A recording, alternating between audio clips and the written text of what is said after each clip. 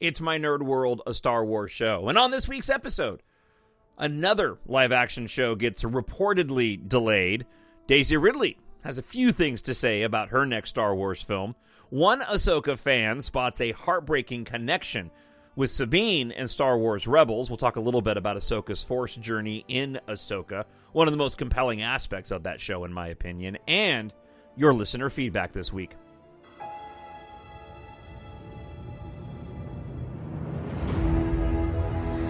Nothing will stand in our way. I find your lack of faith disturbing. I will finish what you started. Who are you? I'm no one. There are stories about what happened. It's true. All of it. The Force. It's calling to you.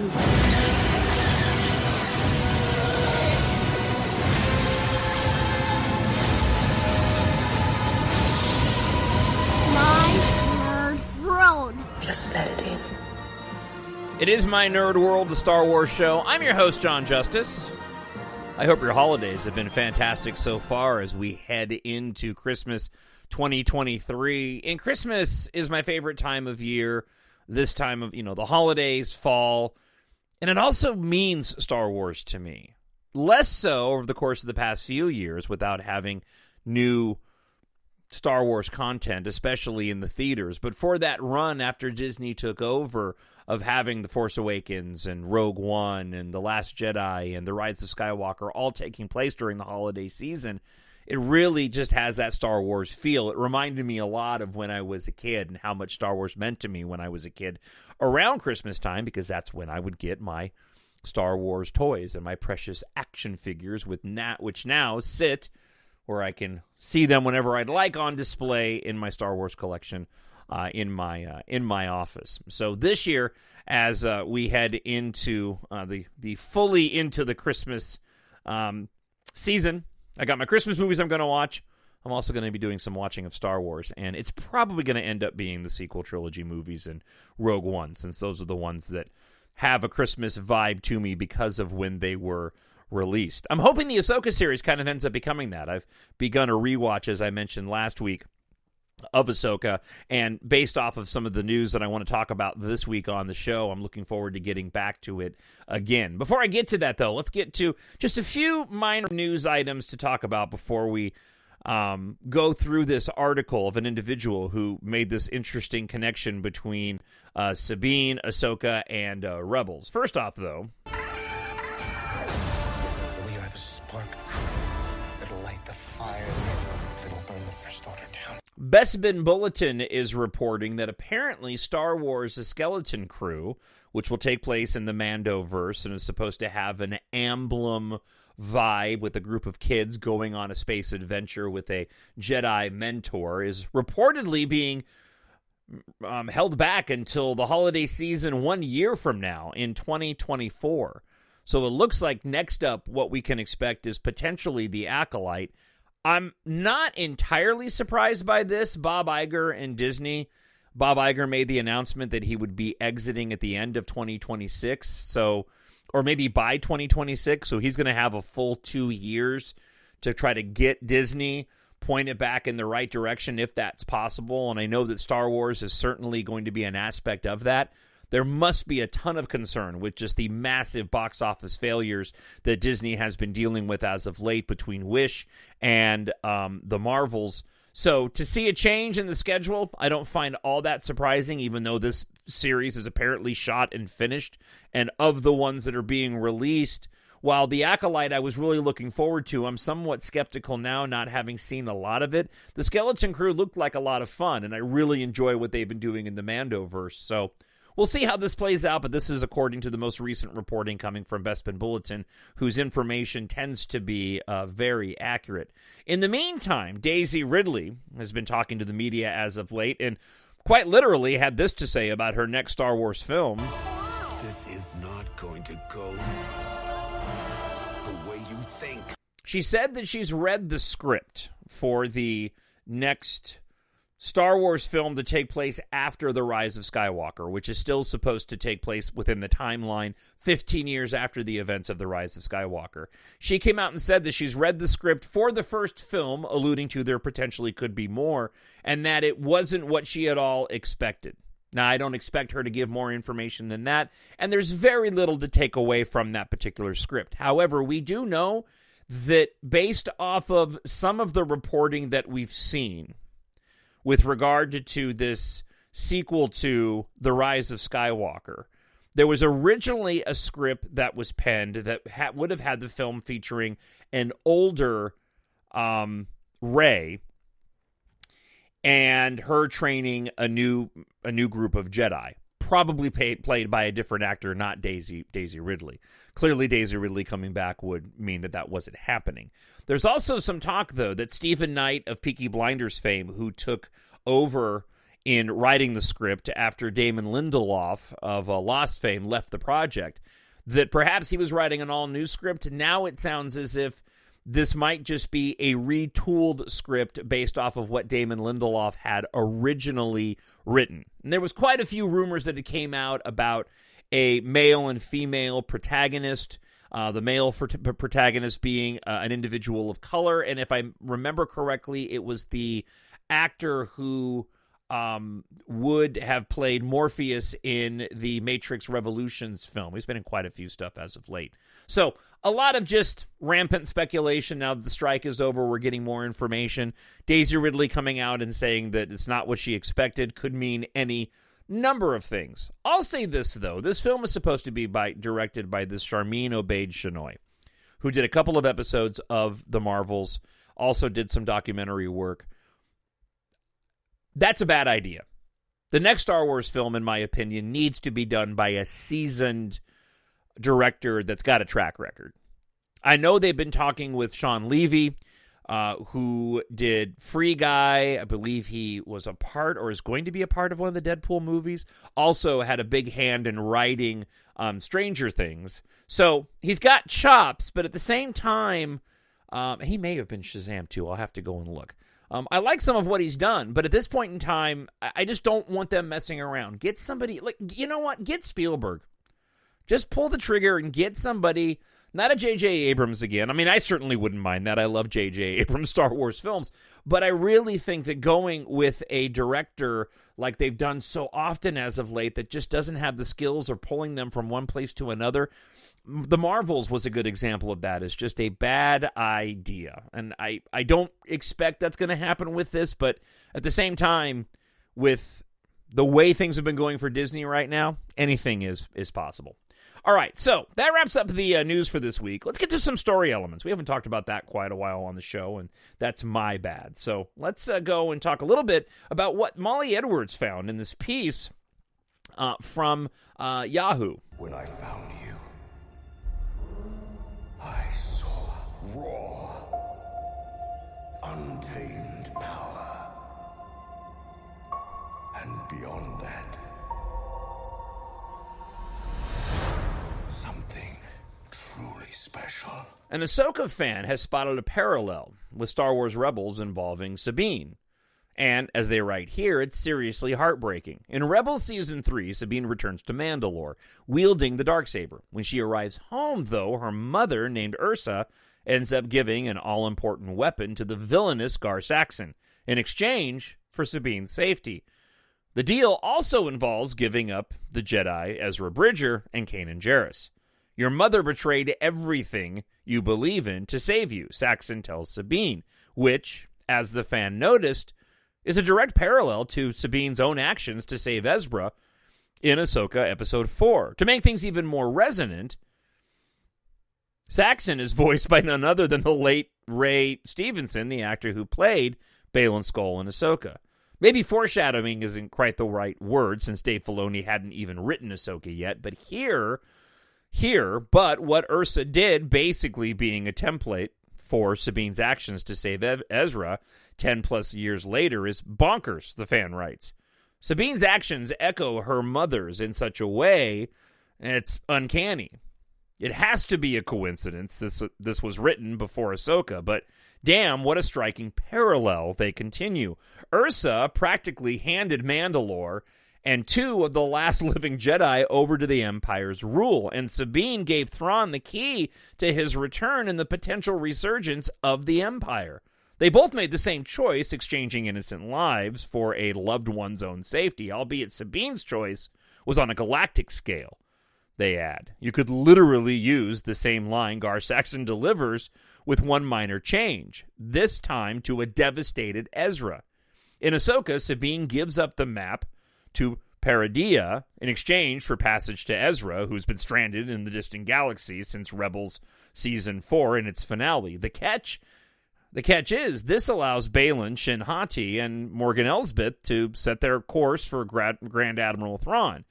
It's indeed a pretty strong parallel to her mother's actions, which only makes the moment more emotional. I've made no secret that I love Ahsoka, and the more I watch it, the more I enjoy it. It is one of I think I'm actually enjoying it even more than Mandalorian now, because it brings in those fantasy force elements that I love so much about Star Wars. But for as much as it's called Ahsoka, the show really showcased Sabine. And in terms of a story arc, I know Ahsoka went through her own, but I found Sabine's to be far more interesting. And I'm curious how much of the future storytelling will continue to focus on specifically Sabine's own Force journey. And more importantly, her struggles. Sabine's Force arc. The risk in searching for Ezra. Finally tapping into the Force when she did in that moment of need, as they fought off those dark troopers that were possessed by the Night Sisters. The master and apprentice tension between her and Ahsoka. Ahsoka's reluctance initially to train her again because of her, the first time, and then to train her again because of her parents' Mandalorian demise.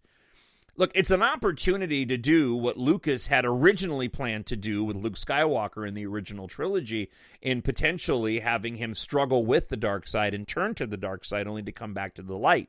Now, we've had this, of course, before in Anakin and certainly Kylo Ren, Ben Solo. But I'd like to see this in live action again with a redemption arc where we can see the aftermath of having gone through both sides.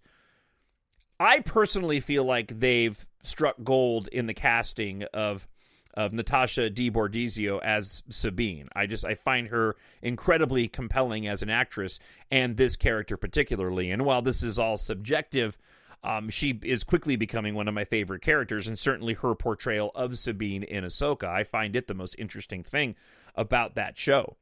And I would love to see that be a further part of the story, assuming we get an Ahsoka Season 2 or maybe into the Mandoverse movie that Dave Filoni will be directing, especially considering the fact that there's going to be fallout from the decisions that she made, not only in Ahsoka and Sabine being stuck in the other galaxy, but the fact that Thrawn got back to the main Star Wars galaxy and only Ezra made it home. The aftermath of what takes place now can largely rest on Sabine's shoulder, and I can only imagine that Dave Filoni plans on using that, because that could be something that could really hamper her journey, her continued journey to the Force, and just how strong she ends up becoming to the Force, and whether or not she ends up being tempted by the dark side.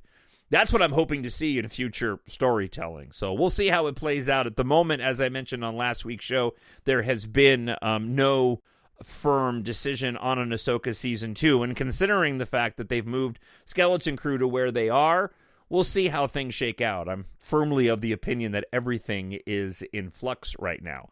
As always, I'd love to hear from you. TalkShowNerd@gmail.com, especially if you'd be watching any Star Wars this Christmas. Do you watch any Star Wars over Christmas time? I'm curious what it is that you go and enjoy.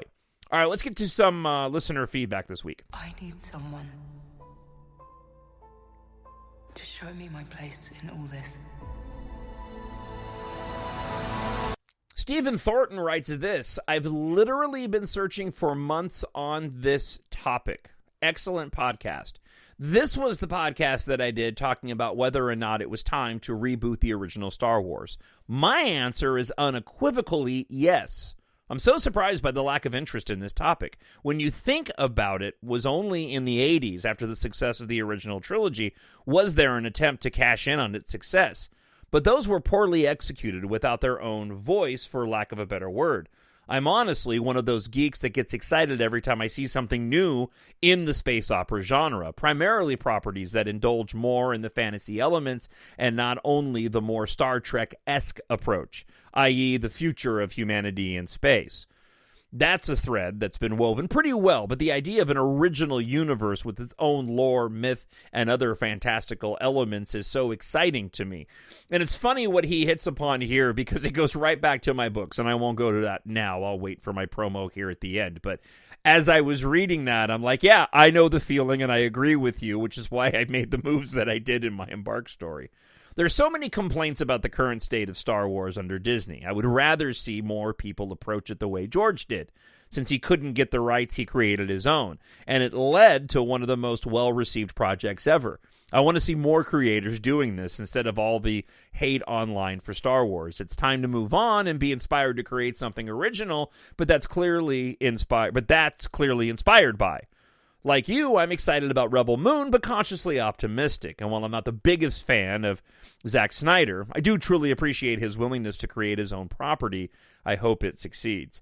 Stephen, thank you so much for the feedback this week, and I couldn't agree more. So before I talk a little bit more, I'm going to get into my books and the aspect of this. So for those who've been listening to the show for a while, I'm going to get into the book promotion part of this that you've heard quite a bit before. If this is one of your first times listening, I hope you'll stick around for a while.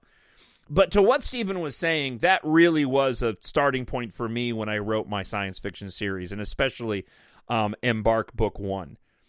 I really wanted to challenge myself as not being the greatest writer in the world and an individual who's made a living talking and not writing. My writing's gotten better over the books, and Book 1 has gone through about 4 different edits to get it where I wanted, even though it is a first book. But when I was inspired to write that book, I wanted to know what it felt like to be George Lucas, to create my own universe. I didn't want to put something out in a galaxy far, far away just because so often it just gets compared to Star Wars. And so I ended up combining the different genres that I love to get to a space opera. So that was your end-of-the-world disaster films set in the, stories set in the future with fantastical technology that was as close to Star Wars that I could get without completely breaking all the rules of reality. It's more science fantasy than anything. Book 1 in my series was meant to get humanity off of Earth so that I could go and tell an epic space opera tale out among planets that we had never been to before, and I succeeded in doing that through the 7 books in my series. But I'm with you. I hope there are more individuals like Zack Snyder. And there's a ton of fantastic space opera that's out there available, written by self-published authors like I am. And if it's not mine that gets tapped into, because EMBARK was written with the idea of, if I were walking into a theater to watch a movie, what would I want to see that wasn't Star Wars? That's what my 7-book series is. But I hope that if it's not mine, it's somebody else's, because there are a lot of fantastic space operas out there that would be worthy to be put on the big or small screen. For those that are interested in checking out my books, Book 1's description is as follows. Taft has found something, and humanity won't survive without it. The only thing that matters to Taft Guardia as much as his ship is fellow pilot Keith Amaro. He'll need both to survive when an industrial accident inside a D-Corp civilian and military spacecraft factory sets off a catastrophic chain of events. Unaware of the disaster, Keitha suddenly receives a cryptic message from her late aerospace engineer father, leading them to a shocking discovery. When the ruthless leader of D-Corp attempts to seize control, Taft realizes what they've found may be the only hope of saving Earth's evacuees. But first, he'll have to help solve the mystery of Keitha's past, or risk losing her and everything he holds dear. It's a fast-paced, action-packed, epic sci-fi adventure. Treat yourself, a friend, or a family member with science fiction written for adults but great for ages 11 plus. In terms of content and violence, there's nothing explicit, and the violence is on par with what you would get with any Star Wars book or comic book. You can pick up all 7 books in the EMBARK series, available in hardcover, paperback, audiobook, ebook and free on Kindle Unlimited. And you can now purchase paperbacks and hardcovers of all the books in the series directly from me. All you have to do is email TalkShowNerd at gmail.com, TalkShowNerd at gmail.com. Tell me which books in the series that you want, and I'll give you directions. You don't have to sign up for anything. You pay right online. And it's cheaper than what you'll buy on Amazon. If you are overseas, not in the U.S., it's best to go right to Amazon.com or go to mynerdworld.net and hit the link. Shipping overseas is entirely too expensive. However, if you're purchasing in the United States, the shipping is $5 flat regardless of the number of books that you purchase, and you'll get the books at a slightly cheaper rate than what you'll buy them for on Amazon. And if you're looking to get them for gifts, again, great for 11 plus, you can still get those in time for Christmas, and they can be autographed specifically to whomever you'd like. So, TalkShowNerd at gmail.com. If you like your science fiction space opera to be epic, filled with some romance and action, EMBARK is perfect for you. Again, Amazon.com or mynerdworld.net. All right, thank you so much for checking out the episode this week. Plan to be back next week. Until then, I hope wherever you are, you're happy, you're healthy, and you're safe. We'll talk to you then. Bye. The Force will be with you. Always. My Nerd World.